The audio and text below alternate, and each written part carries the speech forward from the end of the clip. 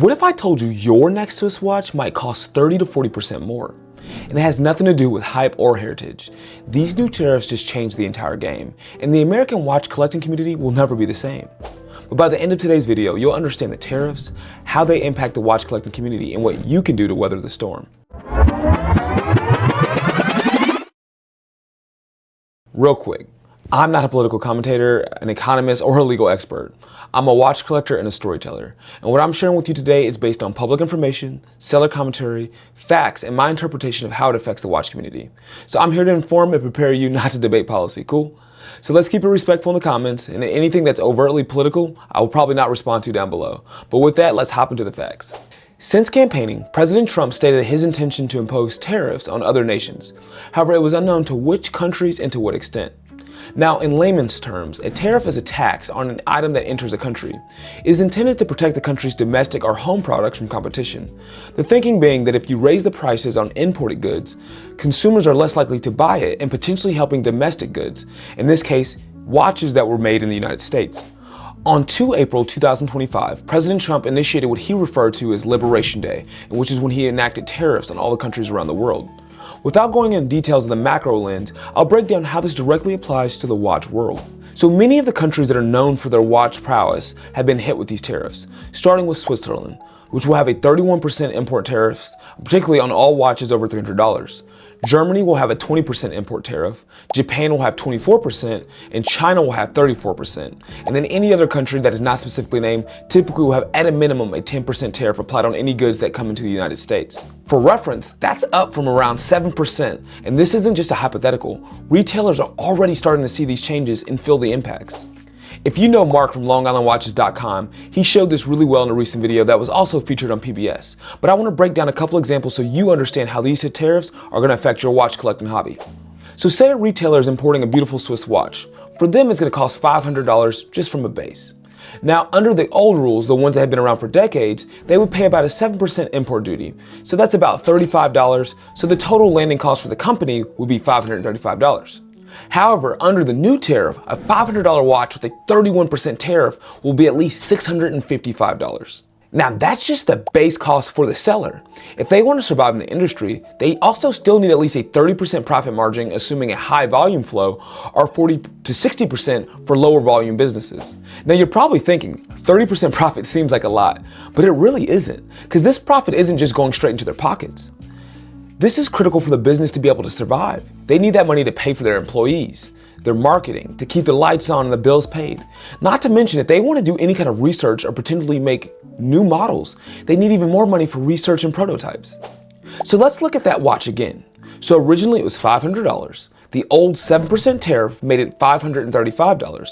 And with a modest 30% profit margin, it would go to you at a fair price of about $695. So that $160 per watch would be gone into making the company run, pay for its employees, and allowing it to move forward. Now let's look at that same watch under the new tariffs. A $500 base watch will be $655 after the tariff. Now with a 30% profit margin to maintain the same lines, you're looking at an $858 watch to maintain a similar profit margin, which is a huge increase in price. This doesn't just apply to the Swiss, but it applies to every country in the world, because there's many parts or movements or aspects of watches that come from many different countries because of a thing called comparative advantage. And that's just a basic principle in international economics. So for those who don't know, a comparative advantage is when one party or country has the ability to produce goods or services at a lower opportunity cost than another country. Think Chinese cases, Swiss movements, Filipino assembly. Is because each country has slightly different advantages that allows them to produce things and allows them to really specialize. So let's take it to another example. Picture a solid entry-level microbrand watch. Maybe it uses a stainless steel case from China, or a Chinese movement, or a bracelet sourced from the same region. All in, the raw materials could cost the company around $300. Before these new tariffs, the import duty for something like that might have been around 5% to 7%, so you're looking at about a $15 fee, bringing the landing cost to $315. Not bad. But now, that new 34% tariff hits everything of Chinese origin. So that $300 bill becomes $402 after the tariff. That's almost a $90 increase per unit. And if you're a small brand selling direct to consumer, or a collector who loves discovering cool watches under $500, those just got significantly harder to find. And that margin, it evaporates unless someone, whether it you or the brand has to eat that cost. This isn't just about luxury or mass market, it's about the future of affordable watch collecting. Mark from Long Island Watches recently broke it down.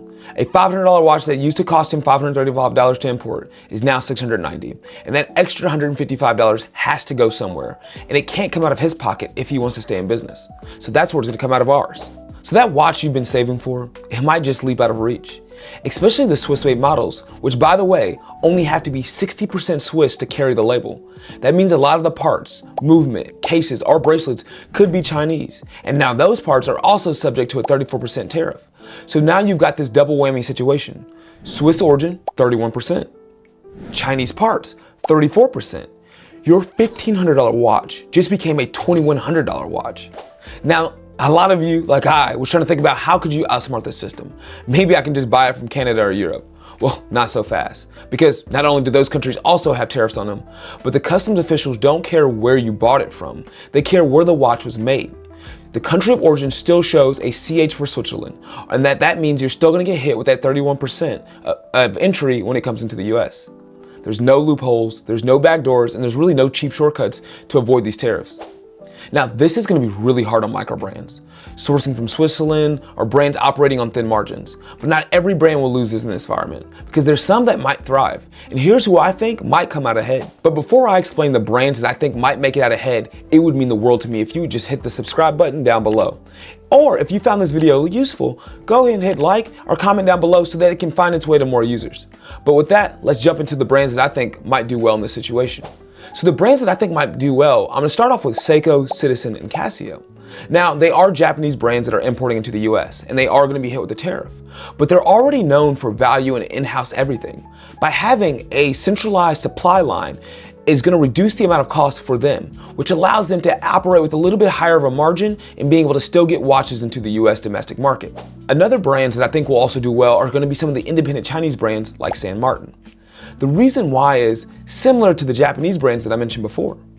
Because all of their manufacturing is in-house and they have a controlled assembly line from the parts to the movements to the cases and everything is there, they have the opportunity, because of their margins and because of their assembly techniques, to be able to get into the US market without losing too much of the share, unlike other companies that are going to be relying on movements and parts from other businesses.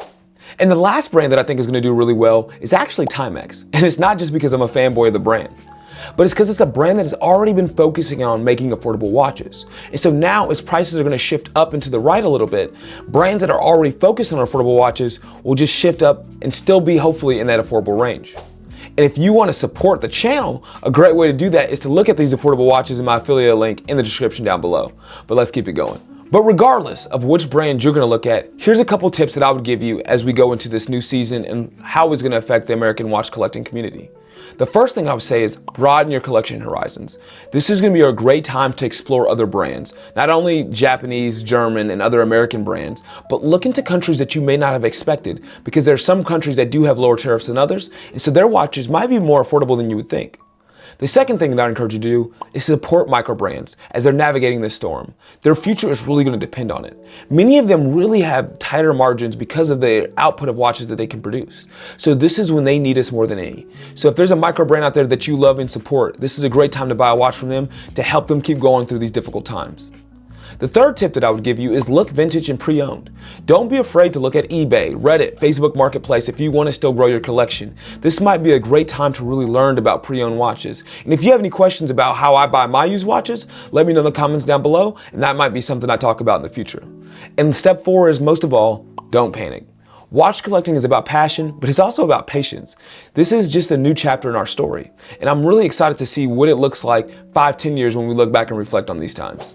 As many of you know, the watch industry completely changed after the quartz crisis, so maybe this is just another growth into the future of watches. Because watches have always been global.